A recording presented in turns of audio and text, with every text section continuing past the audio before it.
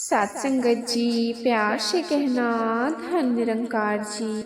सात संगत जी अवतार वाणी में लिखा है कि सतगुरु औंदे दुनिया उत्ते सारे ही संसार ले। सतगुरु औंदे दुनिया उत्ते एके दे प्रचार ले। तो सात संगत एके दे प्रचार ले पे, लेकिन सात संगत एक इस परम पिता परमात्मा से सात संगत देखा जाए तो दुनिया में सात संगत सबसे ज़्यादा जो दूर है ना इंसान सात संगत वो इस एक परम पिता परमात्मा से ही है। तो सात संगत कारण क्या होता है कि सात संगत मेरी ईगो की मैं ज़्यादा पढ़ा लिखा हूँ या मैं ज़्यादा ऊंची जाति का हूँ। और सात संगत खास कर जो युवा वर्ग के बच्चे होते हैं, सात संगत हम जैसे कि सात संगत ये हमारी उम्र नहीं कि सात संगत ये अभी भक्ति की उम्र नहीं है। तो सात संगत इस अंधविश्वास में पड़ जाते हैं कि जब हमारा शरीर साथ नहीं देगा तब हम क्या करेंगे। तो सात संगत जी कहते हैं कि ये तो भी हमारे खाने पीने के, पहनने के, घूमने फिरने लिखने के दिन हैं। तो सात संगत जी दासी इस बात को एक एग्जाम्पल के थ्रू आपके सामने रखना चाहेगी कि सात संगत एक बार एक प्रोफेसर एक अपने क्लासरूम में आए। तो सात संगत एक खाली बॉक्स लेकर आए। तो सात संगत ट्रांसपेरेंट सा और सात संगत उनमें बच्चों से पूछा कि ये क्या है। तो सात संगत बच्चों ने बहुत अच्छा जवाब दिया कि सात संगत ये खाली है। तो सात संगत उन्होंने प्रोफेसर ने क्या किया कि कुछ बॉल्स निकाली और उनमें डाल दी। सात संगत पूछा कि अब क्या है। तो सात संगत बच्चों ने बोला कि ठीक है, ये तो वसल है, ये तो ट्रांसपेरेंट सा है, ये भर चुका है। तो सात संगत प्रोफेसर ने पूछा कि अच्छा ये भर गया है। तो सात संगत उन्होंने फिर उसमें क्या किया कि जो छोटे छोटे कुछ उन्होंने अपने बैग में पत्थर रखे हुए थे, तो सात संगत उन पत्थरों को उनमें डालना शुरू कर दिया। तो सात संगत जब उन पत्थरों को डालना शुरू किया तो सात संगत जो स्पेस बॉल्स ने घेरा हुआ था वो वापस से सात संगत उन कंकड़ पत्थरों ने ले लिया। तो सात संगत फिर बच्चों से पूछा कि अब क्या है। तो सात संगत बच्चों का सर झुक गया और कहा कि अब भरा है। ये सात संगत तब भी उन्होंने कहा कि क्या वाकई ये भर चुका है। तो सात संगत उन्होंने फिर अपने बैग से कुछ रेत निकाली और सात संगत उसमें धीरे धीरे भरने लग गए। तो सात संगत देखा कि वो धीरे धीरे उनमें रेत भी उसमें जगह ले ली। तो सात संगत बच्चों से पूछा क्या ये अब भर गया है। तो सात संगत बच्चे भी अब क्या जवाब देते कि कुछ भी हम बोल रहे हैं, तो अब आगे तो जवाब नहीं दिया जा रहा था। तो सात संगत फिर भी हाँ शायद अब भर गया है ये। तो सात संगत उन्होंने 2 कप चाय के ली और वापस से वो उसमें डाल दी। तो सात संगत बच्चे कहने लगे कि आप समझाना क्या चाह रहे हैं। तो सात संगत उस प्रोफेसर ने बहुत अच्छी बात कही, हम अपने जीवन में हमें किस चीज़ को प्रायोरिटी, किस चीज़ों को प्राथमिकताएं देनी है, हम ये भूल जाते हैं। हमें अगर मैं उस वेसल में अगर मैं पहले ही वो रेत कंकड़ पत्थर भर देता तो क्या मैं उन बॉल्स को भर पाता। सात संगत तो सात संगत दिशा ये है कि सात संगत युवा वर्ग को पहले दिशा अच्छे से मिले तो सात संगत सब कुछ अच्छे से हो सकता है। सात संगत जी। सात संगत जी, हम बोले तो सात संगत सब सही, लेकिन फिर कहते हैं कि हमारा मान सात संगत दासी अपनी उम्र के बच्चों को देखती है तो सात संगत यही कहते हैं कि नहीं नहीं, परमात्मा कुछ नहीं है, सब अध्यात्म है। लेकिन सात संगत दासी को यह भी फील हुआ कि हम कहते हैं ना कि साइंस एवरीथिंग, बट सात संगत जो अच्छे वैज्ञानिक होते हैं ना लेक ऑफ नॉलेज भी। सात संगत हम नास्तिकता की ओर जो है हमें बढ़ाती है। तो सात संगत लेकिन कहीं जो एक अच्छे साइंटिस्ट होंगे, सात संगत वो कभी भी इसकी बात को नकारते नहीं। कभी भी सात संगत एक दासी ने कही पढ़ा कि सात संगत एक कोई केमिस्ट्री के साइंटिस्ट थे, बहुत बड़े थॉमस जेविस था, तो उनका नाम तो सात संगत उन्होंने कहा कि अगर मैं ये सोचूं कि जो सृष्टि की पूरी ये संरचना है ना ये कॉलिजन से हुई है, तो सात संगत में इसे नहीं मान सकता, क्योंकि इसमें इस समाज में इस दुनिया में कुछ एक ऐसी चीज ही भी हैं जो इस दुनिया को बहुत ही प्लानिंग और रूल्स के साथ हैं, जो सात संगत फॉलो करती है। लेकिन अगर सिर्फ एक नॉर्मल में कॉलिजन से कहूँ कि ये सब चीज जो है ये नहीं हो सकता, कोई ना कोई चीज है एक सुपर बुद्धि जिसे कहते हैं ना, वो इस चीज को संचालित करती है सात संगत। सात संगत दासी को फिर भी यही लगा कि हाँ शायद ना हम लोग अपने आप को कभी ज्यादा समझने लग जाते हैं कि हमें पढ़ा, लेकिन अगर हम वाकई में अगर हम अच्छे पढ़ते हैं ना, हमें अच्छे से हर चीज को इबोट करके निकालने की जरूरत पड़ती है, तो सात संगत तब हमें पता चलता है कि इसके बिना भी कुछ नहीं है। तो सात संगत साकार जो होता है वो कभी टिकता नहीं, और जो निरंकार होता है वो कभी मिटता नहीं। सात संगत जी, जो साकार होता है वो कभी टिकता नहीं, और जो निरंकार होता है सात संगत वो कभी मिटता नहीं। सात संगत हमारे एनवायरनमेंट में भी यही देखा कि वेव्स होती है जिन्हें नहीं सुन सकते, लेकिन अगर हमारे पास यही फ्रीक्वेंसी का रेडियो सेट हो तो हम उन्हें सुन सकते हैं। हमारे एनवायरनमेंट में ना सारे पिक्चर्स भी होते हैं, लेकिन जब हमारे पास सही टीवी चैनल होते हैं तो हम उसे देख सकते हैं। तो सात संगत उसी प्रकार से ये परमात्मा भी कण कण में हाजिर हुजूर है। तो सात संगत जब तक सतगुरु की कृपा के बिना, सात संगत सतगुरु की कृपा के बिना हम प्राप्त नहीं होता। तो सात संगत अवतार वाणी में बहुत अच्छा शब्द लिखा है कि कहे अवतार गुरु की रब है। सात संगत फिर भी जब गुरु की सब कुछ देने वाला है तो फिर हम इसमें वापस क्यों भूले खा जाते हैं कि गुरु ही रब है। सात संगत इतना सब कुछ करने के बावजूद भी संगत धर्म ग्रंथों को परेला देते हैं। तो सात संगत दासी को धर्म तो बनाए गए हैं इस परम पिता परमात्मा से जुड़ने के लिए, धर्म ग्रंथ बनाए गए हैं, लेकिन उन धर्म ग्रंथों को धर्म में डिवाइड कर दिया, और फिर जब धर्म डिवाइड कर दिया तो वापस से फिर उसे अलग अलग परमात्मा में डिवाइन कर दिया।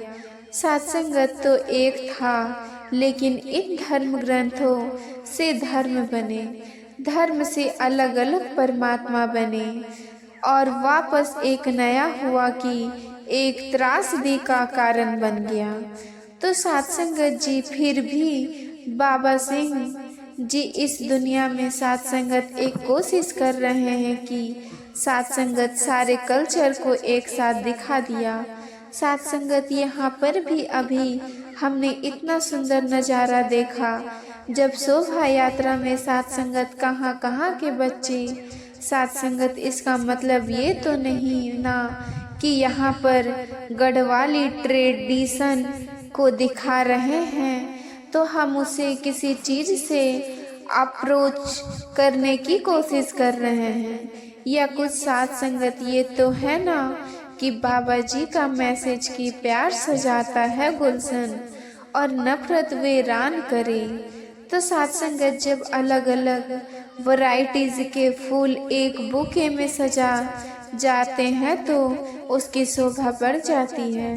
तो साथ संगत बाबूजी भी वही काम कर रहे हैं कि साथ संगत ये फूल जो हैं मैं एक फुलवारी में इस तरीके से सजा पाऊँ कि साथ संगत इसकी सुंदरता बढ़ पाए।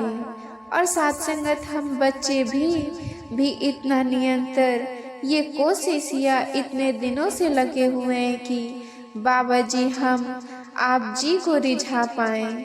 साथ संगत लिखा भी है कि हरि रूठे तो गुरु ठोर और गुरु रूठे तो कहीं ठोर नहीं। हरि रूठे तो गुरु ठोर और गुरु रूठे तो कहीं ठोर नहीं।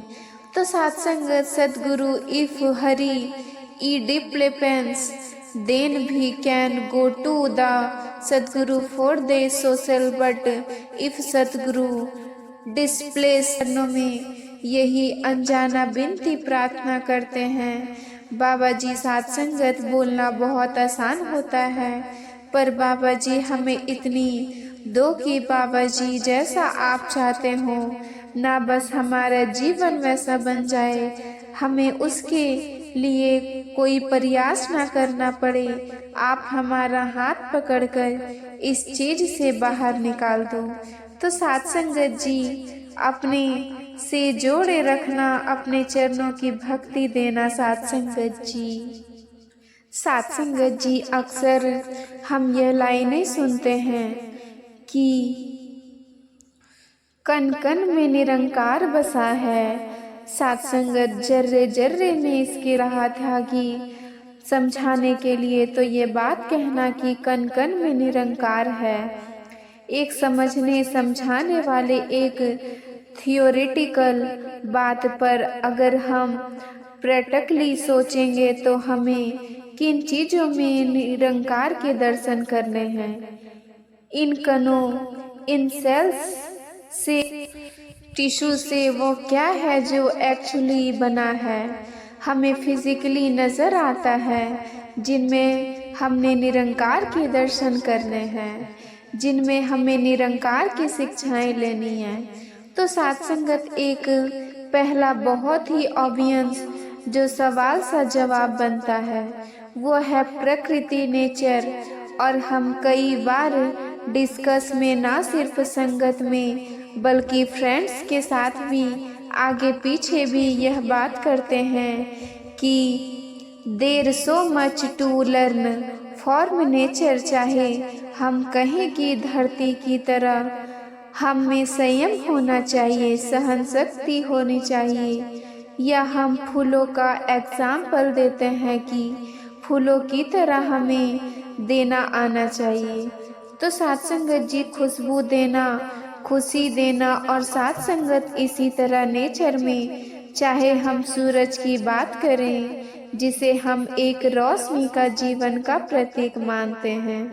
तो साथ संगत ये एग्जाम्पल्स तो बहुत हैं पर साथ संगत साथ ही मन में ध्यान आया कि एक और बहुत ही इम्पोर्टेंट नेचर का ही हिस्सा इस निरंकार की डिएक्शन जिसमें अक्सर मैं सीखना भूल जाती हूँ वो है इंसान, मेरे साथ विचर वाले, जीने वाले अनगिनत लोग जिनके साथ मेरा इंटरकनेक्शन होता है, जो इस दुनिया में रह रहे हैं। तो साथ संगत खुद भी निरंकार की बनाई हुई है।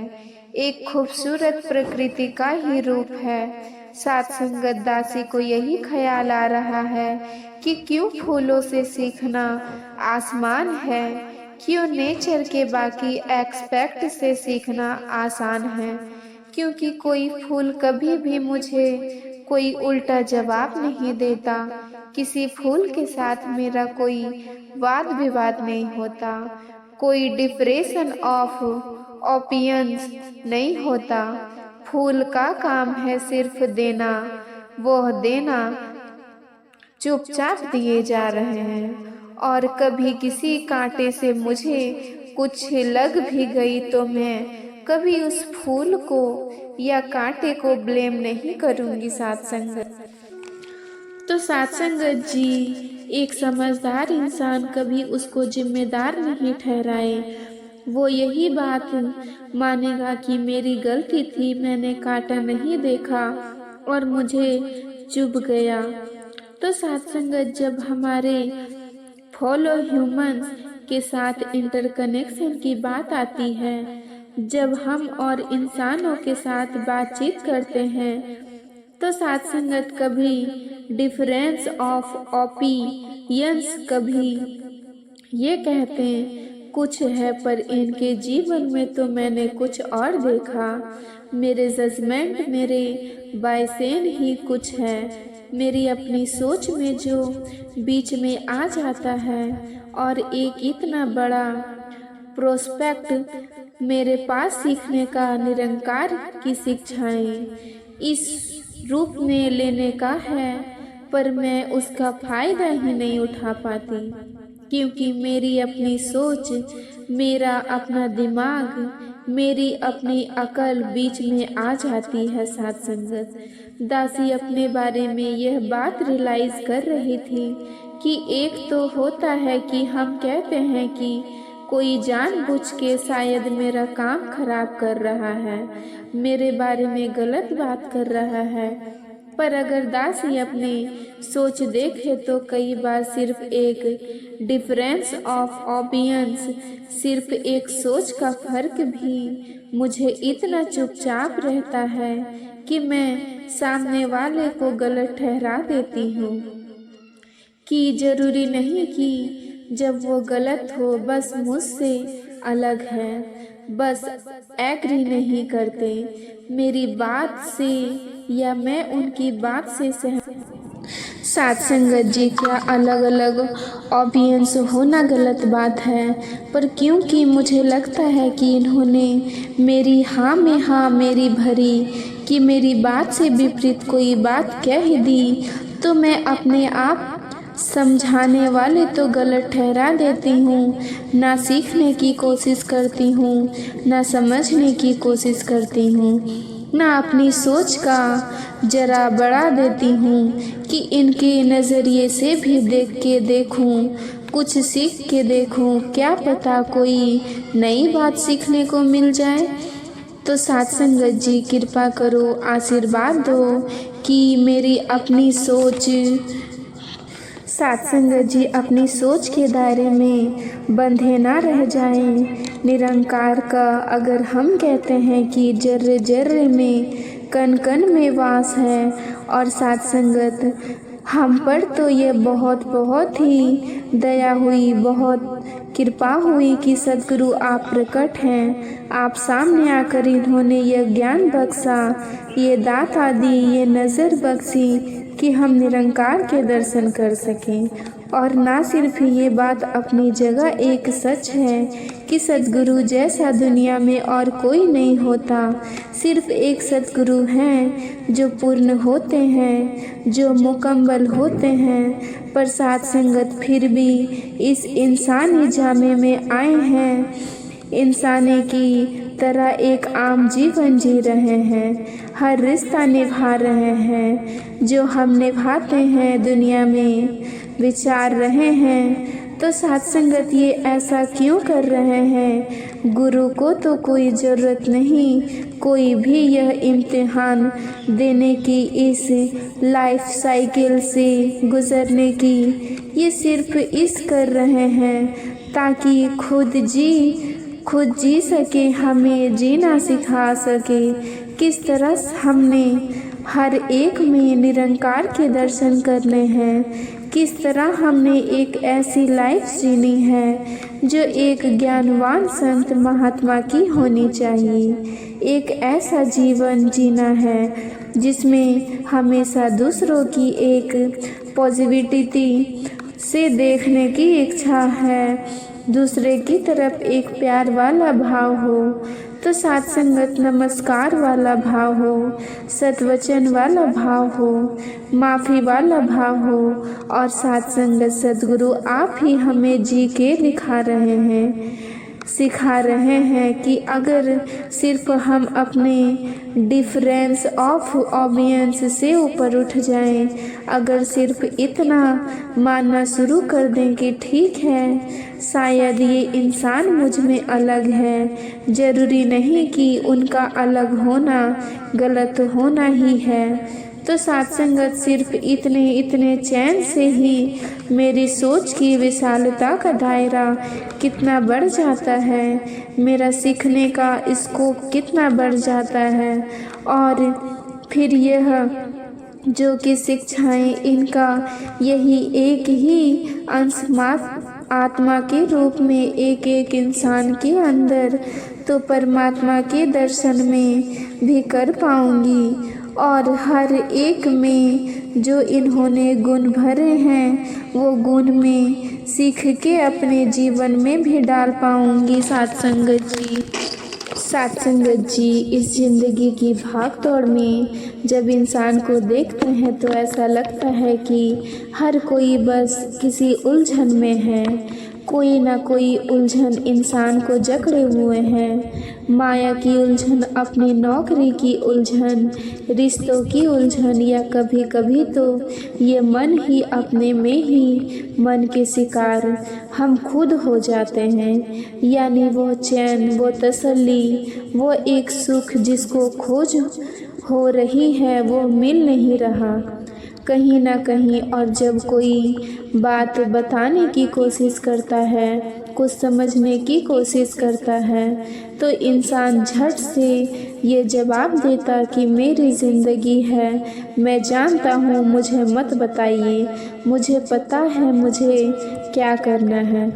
और साथ संगत इंसान की एक ऐसी भी अवस्था हो जाती है, अगर एक सिनेरियो हम इमेजिन कर लें कि एक व्यक्ति है, वो सुबह अपने दोस्तों के साथ जरा किसी ब्रेकफास्ट पर साथ खाने वो जाता है, और बाहर जब वो सब कुछ खाते हैं और वो ब्रेकफास्ट से वापस आ रहा होता है तो अपने दिनचर्या की ओर आगे बढ़ता है।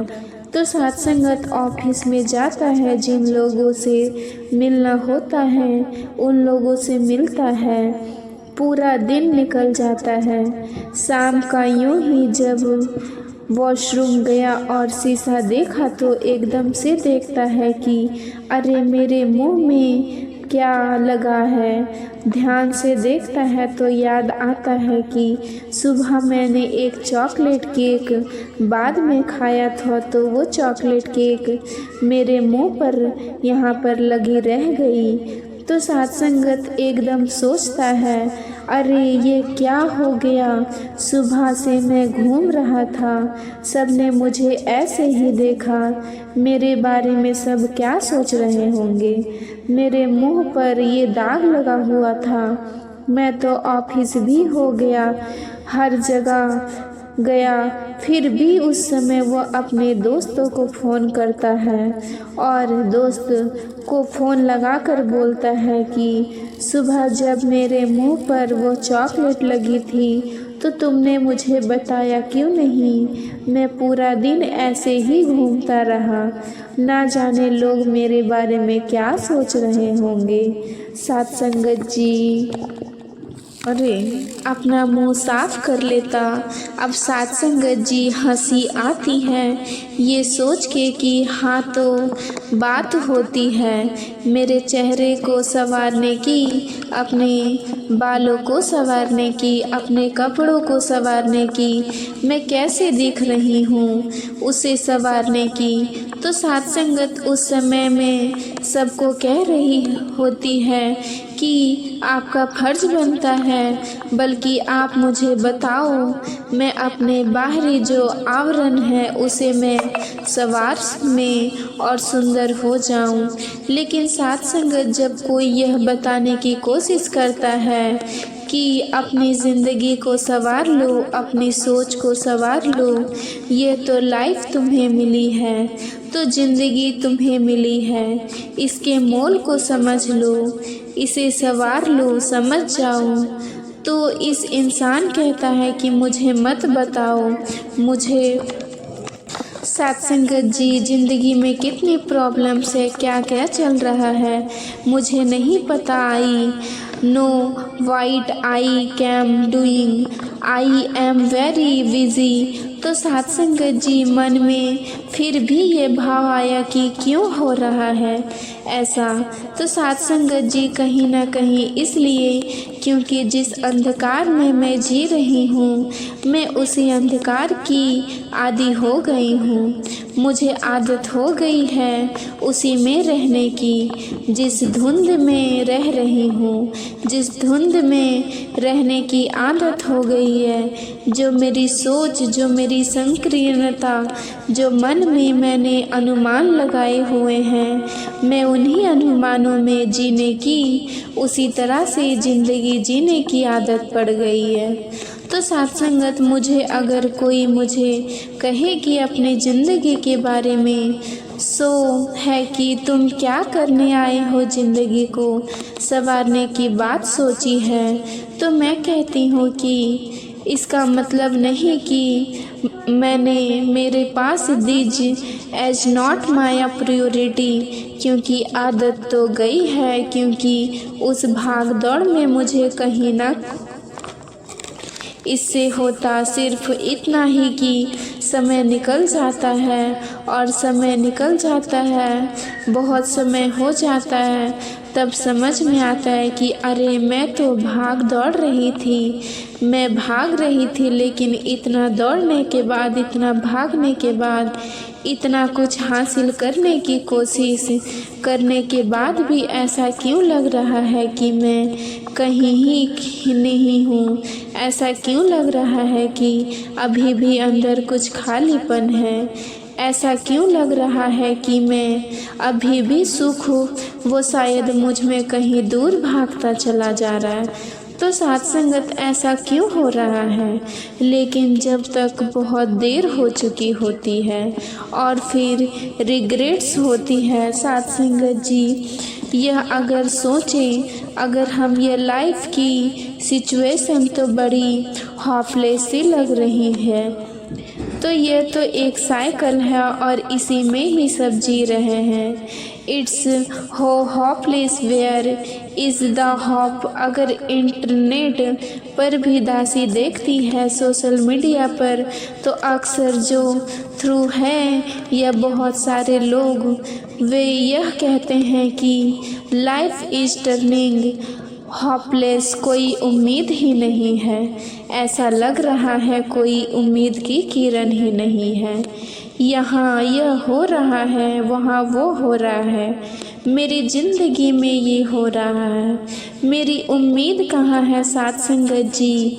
यह है उम्मीद, सी इज द हॉप। सदगुरु माता सुदीक्षा जी महाराज सत्संगत जब ये मेरी ब्रह्म ज्ञान की दात देकर अपने छत्र छाया में हमें बिठाते हैं, तो सत्संगत उस समय एहसास होता है कि उम्मीद होता है, क्या जीवन अस्तित्व है, क्या वाई एम आई हियर, मैं कहाँ भाग रही हूँ, मैं कहाँ फिसल रही हूँ। सत्संगत जी यह वो ऐसा आईना है जिस आईने को देखकर मैं अपनी ज़िंदगी के हर एक पहलू को संवार सकती हूँ।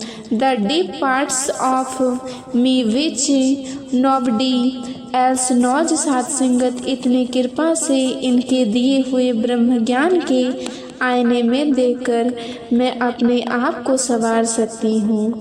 तब जाकर कहीं मेरी दौड़ खत्म होती है, तब जाकर कहीं मुझे सुकून का एहसास होता है। जरा एक बार करके तो देखो, जरा इनके चरणों में आकर तो देखो। साथ संगत जी, दे से that every soul is on we Sadguru the haunts the पोटेशियन इनटू रियलिटी। तो साथ संगत जी, यही भाव आज दासी के मन से आ रहा है, यही भाव निकल रहा है कि जब पता है कि यह वो उम्मीद की किरण है, तो क्यों ना मैं झुक जाऊं इनके आगे, क्यों ना मैं समर्पण कर दूं अपने आप का, अपनी मैं का, अपनी सोच का, अपनी चतुराई का। क्यों ना मैं अपने सारे डाउट्स लेकर बस एक बार आ जाऊं, एक बार आकर समर्पित होके इस निरंकार से जुड़ के तो देखो इनके चरणों में, और फिर एहसास होगा उस सुकून का जिसे पूरी दुनिया खोज रही है, लेकिन हाथ किसी के नहीं आ रहा।